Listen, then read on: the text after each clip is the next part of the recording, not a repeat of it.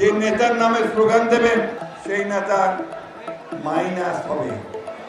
বিএনপির মহাসচিব মির্জা ফখরুল ইসলাম আলমগীর বলেছেন, বিএনপি উড়ে এসে জুড়ে বসেনি। দীর্ঘ লড়াই সংগ্রামের মধ্য দিয়ে আজকের অবস্থানে এসেছে এই দল।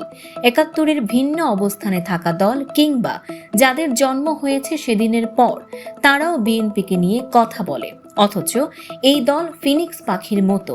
ভাঙার ষড়যন্ত্র হয়েছে বহুবার, কিন্তু সফল হয়নি, বরং ষড়যন্ত্রকারীরাই পালিয়েছে। শনিবার ২০ সেপ্টেম্বর বিকেলে কিশোরগঞ্জের পুরাতন স্টেডিয়ামে জেলা বিএনপির ত্রিবার্ষিক সম্মেলনের উদ্বোধনী বক্তব্যে তিনি কথা বলেন। ফখরুল বলেন, কোনো ব্যক্তিগত নেতার নামে নয়, স্লোগান হবে জিয়াউর রহমান, খালেদা জিয়া ও তারেক রহমানের নামে। যে নেতার নামে স্লোগান দেবেন সেই নেতা মাইনাস হবে।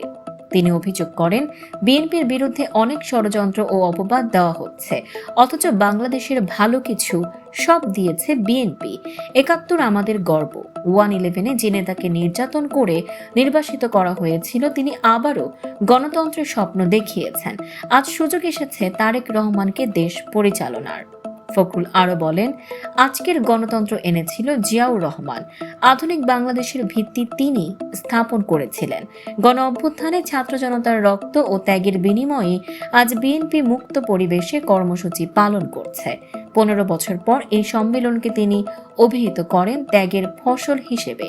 সকালে জাতীয় সঙ্গীত ও পতাকা উত্তোলনের মাধ্যমে শুরু হয় অনুষ্ঠান। কয়েক হাজার কর্মীর উপস্থিতিতে উৎসব মুখর পরিবেশে সম্মেলন জমে ওঠে। বিকেলে শুরু হয় কাউন্সিল অধিবেশন। ভার্চুয়ালি যুক্ত ছিলেন তারেক রহমান, সভাপতিত্ব করেন মোহাম্মদ শরীফুল আলম, সঞ্চালনায় ছিলেন মোহাম্মদ মাজহারুল ইসলাম। দর্শক, এমনই সব চমকপ্রদ খবর পেতে ফলো করুন আমাদের ফেসবুক পেজ CB24 টিভি এবং সাবস্ক্রাইব করুন YouTube channel CB24 TV official.